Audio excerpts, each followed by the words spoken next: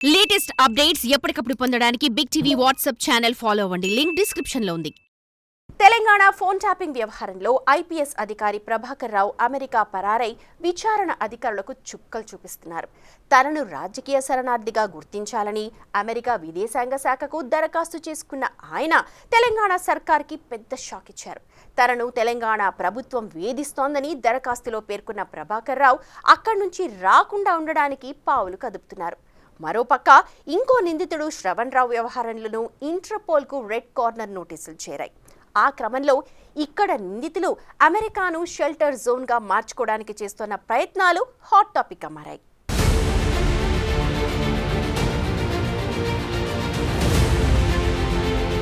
తెలంగాణలో బీఆర్ఎస్ ప్రభుత్వ హయాంలో జరిగినట్లు చెప్తున్న ఫోన్ ట్యాపింగ్ కేసులో కీలక పరిణామాలు చోటు చేసుకుంటున్నాయి.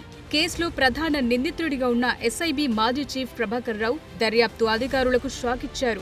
ఓవైపు అధికారులు ఆయన్ను భారత్కు రప్పించేందుకు ప్రయత్నిస్తుండగా మరోవైపు ఆయన ఏకంగా తనను రాజకీయ శరణార్థిగా గుర్తించాలంటూ అమెరికా ప్రభుత్వానికి విజ్ఞప్తి చేశారు. బీఆర్ఎస్ ప్రభుత్వ హయాంలో రాజకీయ ప్రత్యర్థులు, బడా వ్యాపారుల్ని లక్ష్యంగా చేసుకుని నాటి ప్రభుత్వ పెద్దల ఆదేశాల మేరకు ప్రభాకర్ రావు బృందం ఫోన్ ట్యాపింగ్లకు పాల్పడినట్లు కేసు దర్యాప్తులో గుర్తించిన సంగతి తెలిసిందే.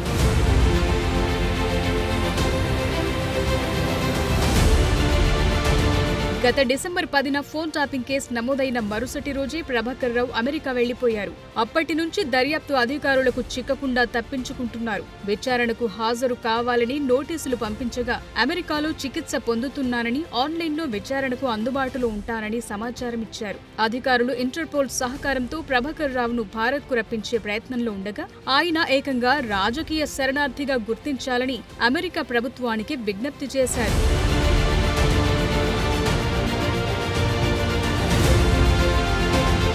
భారత్లో తనకు రక్షణ లేదని, అనారోగ్యంతో బాధపడుతున్న తనను కేసుల పేరుతో తెలంగాణ ప్రభుత్వం ఇబ్బందులకు గురి చేస్తోందని అమెరికా ప్రభుత్వానికి తెలిపారు. తెలంగాణలో కీలక హోదాలో పనిచేశానని, ఇప్పుడు కేసుల పేరుతో వేధింపులకు గురి చేస్తున్నట్లు చెప్పారు.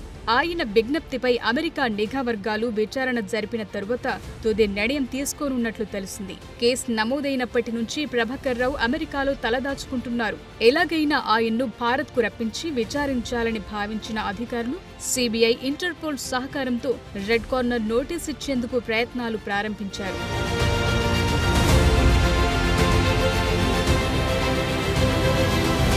ఆ విషయం తెలుసుకున్న ప్రభాకర్ రావు అమెరికాలో ఉన్న కుటుంబ సభ్యుల సహకారంతో గ్రీన్ కార్డు పొందినట్లు తెలిసింది. ఇప్పుడు ఏకంగా రాజకీయ శరణార్థిగా గుర్తించాలని అక్కడి ప్రభుత్వానికి విజ్ఞప్తి చేశారు. దీంతో దర్యాప్తు అధికారులు కేంద్ర విదేశాంగ శాఖను ఆశ్రయించేందుకు సిద్ధమవుతున్నారు.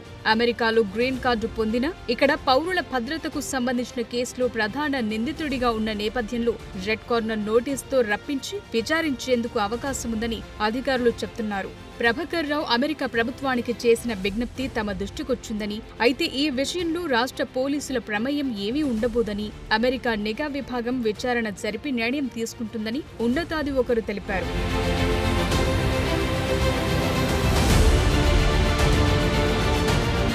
మరోవైపు ఫోన్ ట్యాపింగ్ కేసులో A6గా ఉన్న శ్రవణ్ కుమార్ ను అరెస్టు చేసేందుకు అధికారులు గాలింపు ముమ్మరం చేశారు. ఇప్పటికే ఈ కేసులో ముందస్తు బెయిల్ కోసం శ్రవణ్ హైకోర్టును ఆశ్రయించారు. ఆయన షికాగోలో ఉన్నట్లు గుర్తించిన అధికారులు ఇంటర్పోల్ సహకారంతో పట్టుకునేందుకు చర్యలు వేగవంతం చేశారు.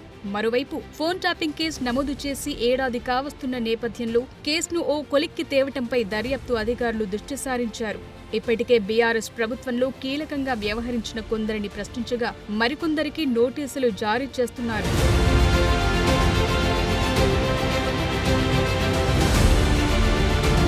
ఆ క్రమంలో అమెరికాలో రాజకీయ శరణార్థిగా స్థిరపడటం అంత ఈజీనా? మాజీ intelligence bureau chief Prabhakar Rao ఎందుకు భారత్ను వద్దనుకుని అమెరికాలో స్థిరపడాలనుకుంటున్నాడు? తప్పు చేసి తప్పించుకోవాలని చూస్తున్నాడా? చెయ్యని తప్పుకి బలి కావద్దని దేశం కాని దేశంలో ఉండాలనుకుంటున్నాడా? అసలు ప్రభాకర్ రావు స్కెచ్ ఏంటి? ఆయన వెనుకున్న శక్తుల ప్లాన్ ఏంటి అన్నది చర్చనీయాంశంగా మారింది.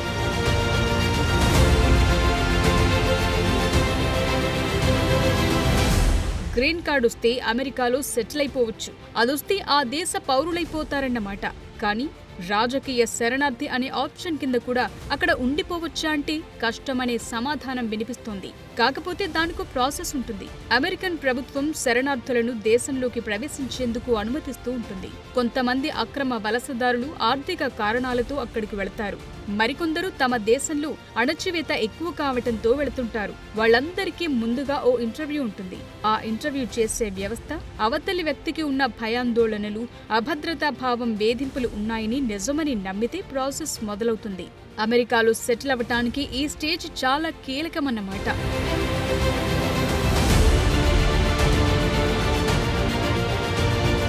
అయితే ఇదంతా ఈజీ కాదు. ఇది చాలా సుదీర్ఘమైన ప్రక్రియ. కొన్నేళ్లు టైం పడుతుంది.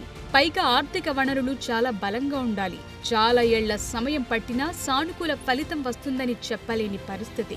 అయినా ఫోన్ ట్యాపింగ్ కేసులో ప్రభాకర్ రావు ఇదే విధానాన్ని నమ్ముకున్నాడు. అది వర్కౌట్ అవుతుందా లేదా అన్నది పక్కన పెడితే టైం వేస్ట్ కావాలన్నది ఆయన ఆలోచనగా కనిపిస్తోంది. సమయం వృధా అయితే ప్రభుత్వాలు మారొచ్చు, ఆ తరువాత ఏమైనా జరగొచ్చన్నది ప్రభాకర్ రావు లెక్కగా కనిపిస్తోంది.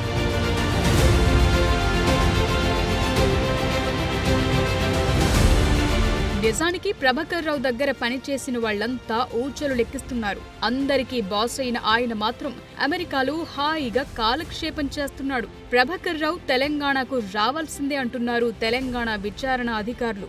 ఆర్థిక వనరులు పుష్కలంగా ఉన్న ప్రభాకర్ రావు తన రాజకీయ పరపతితో అమెరికా చట్టాల్లో ఉన్న లొసుగుల్ని క్యాష్ చేసుకునేందుకు ప్రయత్నిస్తున్నారు. కేసు నమోదవ్వగానే అమెరికా పారిపోయిన ప్రభాకర్ రావు విచారణకు నోటీసులిస్తే మొదట్లో క్యాన్సర్ అన్న ఆయన ఇప్పుడు వేధింపులు, అణచివేత అన్న పల్లవందుకున్నాడు. ఇందులో అస్సలు మర్మమేంటో అర్థమవుతోంది. ఈ 2 వెర్షన్ల అర్థాలను అమెరికా అధికారులకు వివరిస్తే ప్రభాకర్ రావు తెలంగాణకు రావటం పెద్ద కష్టమేం కాదంటున్నారు. అయితే దీనికి ఎంత టైం పడుతుందన్నదే కీలకంగా మారింది. టైం కిల్ చేయటమే పనిగా పెట్టుకున్న ప్రభాకర్ రావు అందులో సక్సెస్ అవుతాడా, లేదంటే తెలంగాణ పోలీసులు టైం ఫ్రేమ్ విధించుకుని ఆ లోగానే ప్రభాకర్ రావును తెలంగాణకు రప్పిస్తారా అన్నది చూడాలి.